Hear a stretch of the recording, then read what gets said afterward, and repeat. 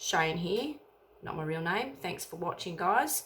All right, so today I'm going to talk about a subject which is pretty common around the truther circles, and that is aliens.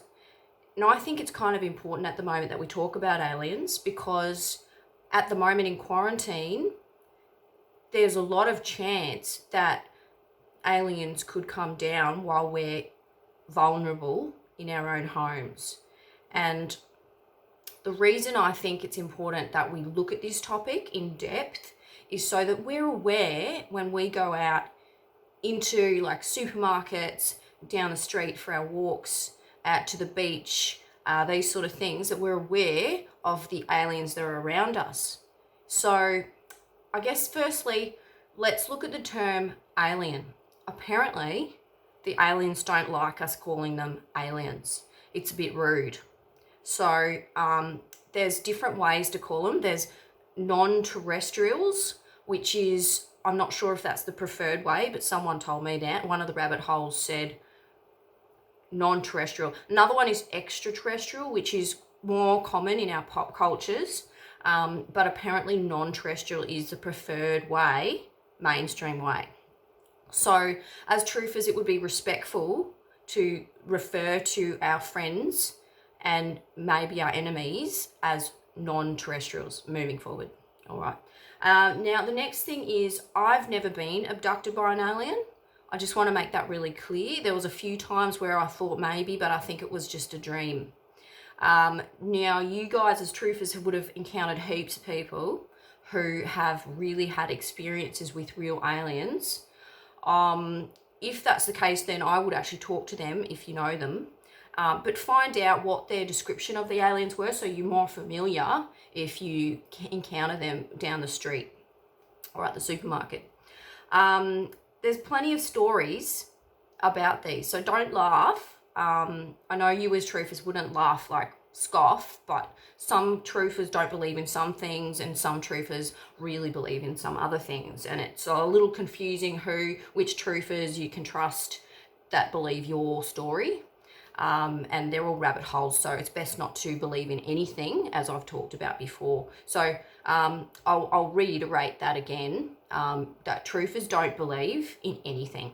All right, the next thing is there's different types of aliens, and we know this, we really know this. So there's apparently good aliens and there's bad aliens. I should be calling them non-terrestrials. From now on, in this, I'll talk the more respectful term, which is non-terrestrials. So the non-terrestrials that are good are called benevolent. Yes, benevolent aliens are here apparently to help us as a human race to develop good technology to make our lives easier. I believe they're not trying to take us down rabbit holes. They actually just want to reveal the truth to us so that we can grow as a society and be more cultured and more civilized. So then there's bad non-terrestrials, which are malevolent. They're malevolent, which means that they don't have good intentions. And the bad aliens apparently are what we see in all the pop culture. And if you just look on my wall here, that is a grey. That's known as a grey alien.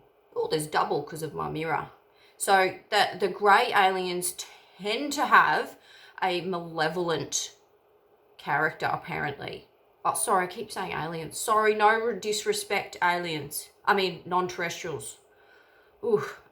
So the greys apparently have evil intentions, and they are causing our world to be corrupt, and they're causing all of the bad stuff that's happening in our society that I talk about, and, you know, making us slaves. So just watch out if you do encounter a grey, that you just be real careful. Don't let them touch you. It might make you bad. I don't know 100%. Then there's also apparently the bad, I keep saying aliens, crap. There's bad non-terrestrials, which are also known as reptilians. And these are apparently like lizards I think that's where that comes from. And they are shapeshifters, I think. And many different truthers have talked about the Reptilians, and they tend to pretend to be celebrities or something, and then they like infiltrate into our society. So just be real careful about what you watch. It could be reptilian non-terrestrial that's malevolent, so be careful. I don't subscribe to anything, so I don't watch anything like that.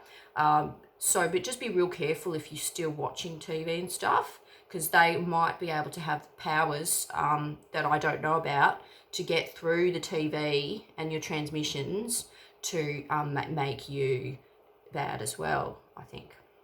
All right. So there's also other types of aliens that are apparently most aliens are benevolent. So even though there's the Greys and the Reptilians, there's a lot of good non-terrestrials out there.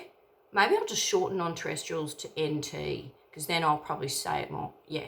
All right. So there's a lot of NTs out there who are good, who are benevolent, and they've been described by a lot of truthers who've encountered them and have come out, insiders. And these so some of these descriptions are things like the bird ones. They look like birds, bird heads and feathers and stuff. And then there's the insect ones that look like giant insects and like praying mantises and stuff, and apparently they're really scary. And then there's also like these beautiful ones that look a bit like the Aryan race. They're really tall and they're slender, and they're like, females are beautiful, and the males are also beautiful, and they have really long hair, and they have beautiful facial features, and just basically they're all really awe-inspiring to people who've encountered these aliens. So if you do see someone who's really beautiful when you're at the supermarket, it could be one of those NTs, the good ones. And I believe there's some celebrities who are those as well. I think they have real big eyes, and they're really far apart. So if you see any celebrities that have big eyes who are far apart and they're really tall and slender and beautiful, think about it. They're probably aliens. NTs. Oh, terrible. Really, really hope I'm not hurting their feelings.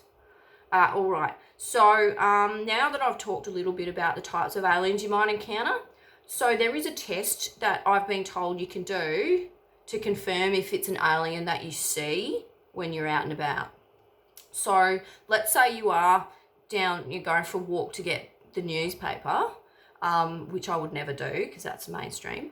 But if you are and you think you see an alien, what you do is behind their backs, in your mind, you say, because they can all mind read, you say, I know you're an alien, in your mind. Don't say it out loud.